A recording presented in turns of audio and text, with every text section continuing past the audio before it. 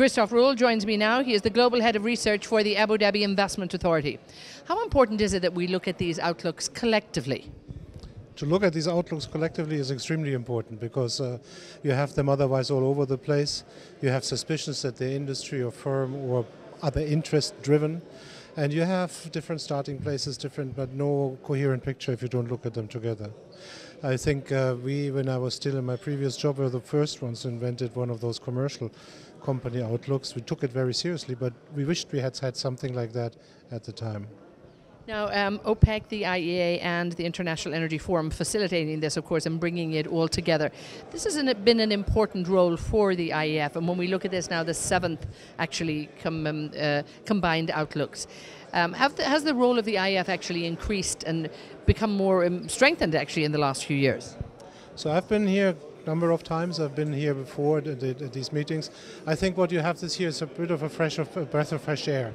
As per Dr. Sung, there's an activism around which wasn't there before. The number of participants has increased. Participation of companies, either state-owned companies or private sector companies, seems to have increased. I think that's where the more people come from, and that's certainly very healthy to incorporate them. The dialogue, OPEC, IEA, so most of that is pretty much sort of predetermined.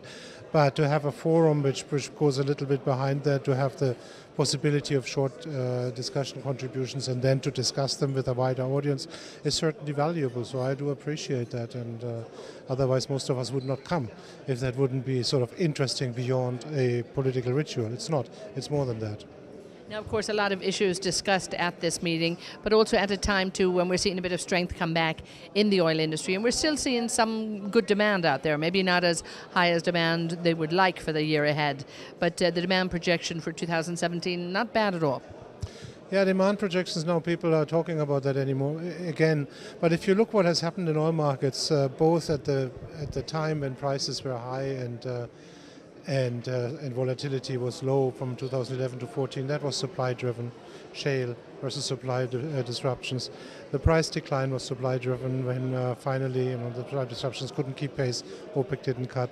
The OPEC cut now is supply driven. And we did this today. When you look now at the variance of all forecasts about demand, that's about 400,000 barrels per day up or down, the difference between different forecasts. For supply, it's 6 times as much. So this is continuing for the time being to be a supply story. When we look at the OPEC agreement, the OPEC non-OPEC agreement holding up for the time being, and again I think some good results coming out that people seem quite comfortable with it at the moment, but the jury is out in terms of do we need it for another 6 months after June. It's still a bit of way, I know, but still this is what the market's talking about already, isn't it? Well, comfortable or not depends where you stand, right? So from the point of view of oil producers, I think objectively what has to be recognized, OPEC successfully put a floor under prices. They are not successfully yet challenged the ceiling determined by shale and by these high inventories. Moreover, as you said, the interesting part is this is now a floor which has been established for the next 6 months. And I would expect you see inventories decreasing a little bit, but not enough to break that ceiling. And what that leads to is that it will take another cut after these 6 months to maintain prices where they are right now and to maintain what they call rebalancing. Whether that other cut takes place, how big it will be, who participates, and who knows. But one thing it guarantees is that it remains interesting.